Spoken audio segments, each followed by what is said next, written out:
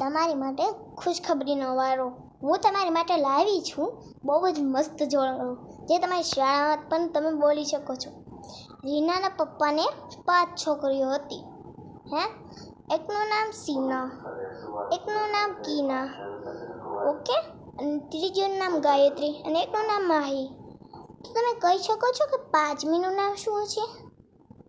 Comment લખજો અને જો જેનું સાચું પડશે ને તે સ્કૂલમાં બોલશે વાદા, પિંકી પ્રોમિસ.